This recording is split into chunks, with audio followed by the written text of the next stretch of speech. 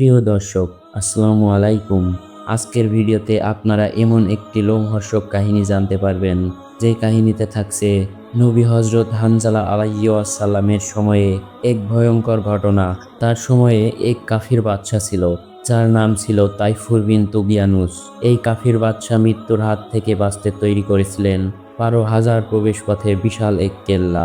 কেল্লার প্রতিটি প্রবেশদ্বারে নিযুক্ত ছিল দুজন করে বীর সৈনিক, যাদের নির্দেশ দেওয়া ছিল মৃত্যুকে কেল্লায় প্রবেশের আগে তরবারি দিয়ে দ্বিখণ্ডিত করে কেটে ফেলা। কিন্তু এত সতর্কতার সত্ত্বেও বাদশা বাঁচতে পারেননি। এই কাহিনী প্রমাণ করে মালাকাল মাউত অর্থাৎ মৃত্যুর ফেরেশতা সবখানেই যেতে পারেন। এই ক্ষমতা আল্লাহ তাকে দিয়েছেন। এই ইসলামিক লোমহর্ষক কাহিনীটি জানতে একটি সেকেন্ডও বাদ না দিয়ে সম্পূর্ণ ভিডিওটি দেখতে থাকুন এবং মনোযোগ সহকারে শুনতে থাকুন কিভাবে মৃত্যু প্রবেশ করলো তার বিশাল সেই দুর্গে। হজরত হানজালা আলাইহিওয়াসাল্লাম আল্লাহর তরফ হতে নবুয়ত প্রাপ্ত হয়ে বনি ইসরাইল কওমের পথভ্রষ্টদেরকে বলতে লাগলেন, হে বিপদগামীগণ, তোমরা দেবদেবীর পূজা বাদ দিয়ে এক নিরাকার মাবুদের উপাসনা করো আর আমাকে আল্লাহর নবী বলে মান্য করো এবং আমার আদেশ ও নিষেধ অনুসারে চলো। বনি ইসরাইলগণ এর জবাবে বলল, হে হানজালা, আমরা আমাদের প্রভুরই উপাসনা করছি, তোমার কথায় আমাদের সেই প্রভুর উপাসনা ত্যাগ করব না। হজরত হানজালা আলাইহিওয়াসাল্লাম বললেন, হে আমার কওম, তোমাদের পূর্বপুরুষগণ কখনো মূর্তি পূজা করত না, তারা এক নিরাকার আল্লাহর ইবাদত করত। অথচ তোমরা কিসের জন্য এই মূর্তিগুলোর পূজা করছো? তোমরা যেই মূর্তির পূজা করছো তারা তো নিজেদের শরীর হতে একটা মশা পর্যন্তও মারতে পারে না। এমন নির্জীব মূর্তির পূজা করে তোমাদের কি উপকার হবে? হে আমার কওম, তোমরা সর্বশক্তিমান আল্লাহ পাককে ভয় করো। জেনে রাখো, তোমরা যদি আমার কথায় সৎ পথে না আসো তবে তোমাদের উপর আল্লাহর গজব নেমে আসবে।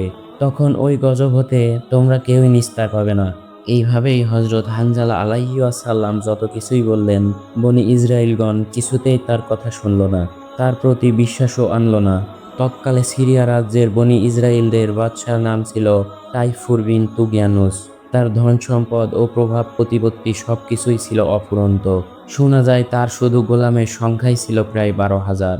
সেও ছিল মূর্তি পূজক। হজরত হানজালা আলাইহিওয়াসাল্লাম প্রতিদিন একটি সুউচ্চ মিনারে উঠে লোকজনকে সৎপথে আহ্বান করতেন এবং আজান প্রদান করতেন। তার এই উচ্চ আওয়াজে পথভ্রষ্ট লোকজন বিরক্তি বোধ করত। একদিন তারা এই ব্যাপারে বাদশার নিকট সালিশ করল।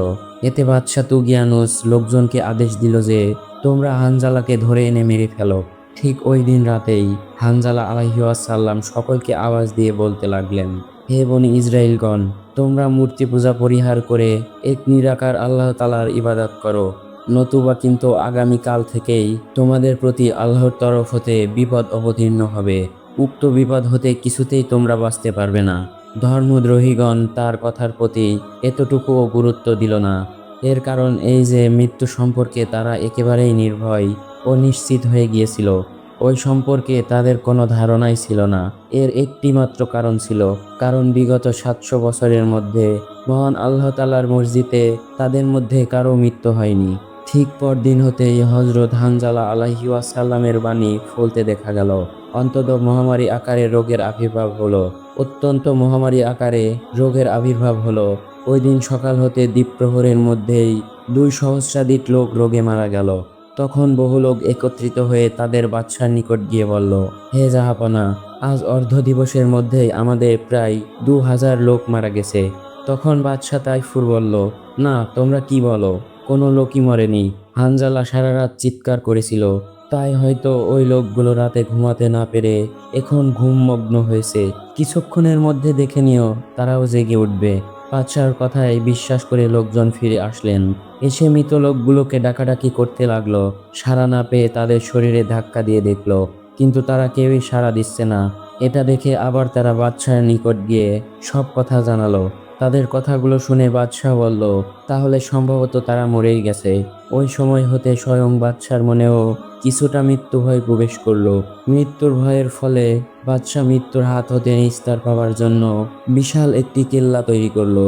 ওই কেল্লায় প্রবেশদ্বার ছিল 12,000। কেল্লার প্রত্যেকটি প্রবেশদ্বারে 2 জন করে সশস্ত্র প্রহরী নিযুক্ত করলো। তাদেরকে আদেশ দিল, তোমরা সর্বদা সতর্ক থাকবে, যেন তোমাদের নিকট দিয়ে মৃত্যু আমার কেল্লার ভিতরে প্রবেশ না করে। যদি প্রবেশ করতে দেখো তবে সাথে সাথে অস্ত্র দ্বারা তোমরা মৃত্যুকে দ্বিখণ্ডিত করে ফেলবে। উক্ত দুর্গের ঠিক মাঝখানের দিকে একটি দুর্ভেদ্য লোহা কক্ষ নির্মাণ করে বাদশাহ ওই কক্ষের ভিতরে অবস্থান করত। উক্ত কক্ষের দরজায় কয়েক হাজার প্রহরী মোতায়েন রাখল, যাতে কোনো ক্রমেই মৃত্যু তার ভিতরে ঢুকতে না পারে। এরপরই বাদশাহ পরম গর্বে বলে উঠল, এবার দেখা যাবে মৃত্যু আমার কি করতে পারে। কিছুক্ষণ পরেই দুর্গের ভিতরে গম্বুজের মধ্য হতে বিরাট আকারের এক জীবিত মূর্তি বের হয়ে বাদশার সামনে গিয়ে দণ্ডায়মান হলো। তখন ভীষণ আকৃতির মূর্তি দেখে বাদশা ভয় ও কম্পিত স্বরে জিজ্ঞেস করলো, কে তুমি? আগন্তুক মূর্তি একটু মুচকি হেসেই বললেন, আমি তোমার জম। আমার নাম মালাকাল মউত আজরাইল।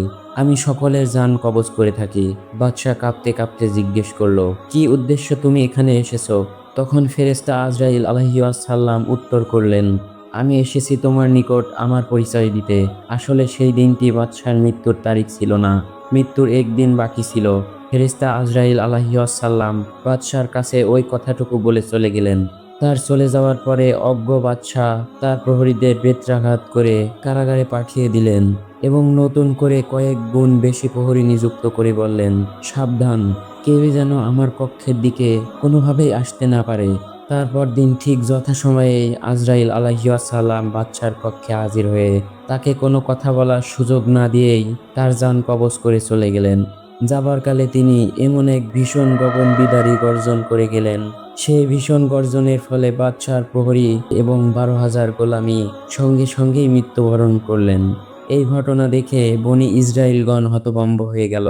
হযরত হানজালা আলাইহিসসালাম তাদেরকে বললেন, তোমরা এখনো নিরাকার আল্লাহর প্রতি ঈমান এনে সৎ পথে চলো, নতুবা তোমাদের সকলের উপর আল্লাহর গজব অবতীর্ণ হবে।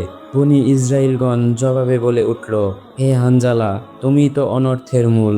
না হলে দীর্ঘ 700 বছরের মধ্যেও কোনো রোগব্যাধি মৃত্যু ছিল না। তুমি নবুয়ত দাবি করার পর হতেই এসব শুরু হয়েছে। মোট কথা, তখনও বনি ইসরাইলগণ হানজালা আলাইহিসসালামের প্রতি ঈমান তো আনলই না, বরং তাকে হত্যা করার জন্য অগ্রসর হতে লাগলো। হযরত হানজালা আলাইহিসসালাম তাদের উদ্দেশ্যে উপলব্ধি করে দূরত্ব শেখানো হতে বহুদূরে অবস্থান করতে লাগলেন। তার কিছু পরেই হঠাৎ কোথা হতে যেন এক বিরাট অজগর এসে বনি ইসরাইলদেরকে একসাথে পরিবেষ্টন করে এমনভাবে এক চাপ দিল যে তারা তা সহ্য করতে না পেরে সকলেই একসাথে দমবন্ধ হয়ে মারা গেল। ওই ঘটনার কিছুদিন পরই আল্লাহ তাআলা হযরত হানজালা আলাইহিসসালামকে দুনিয়া হতে উঠিয়ে নিলেন। ইন্না লিল্লাহি ওয়া ইন্না ইলাইহি রাজিউন। প্রিয় দর্শক, ঠিক এইরকম ইসলামিক ইতিহাস এবং ইসলামী সত্য কাহিনী জানতে এখনই চ্যানেলটিকে সাবস্ক্রাইব করে রাখুন, সবার আগে ভিডিও পেতে এবং নিয়মিত ভিডিও দেখতে।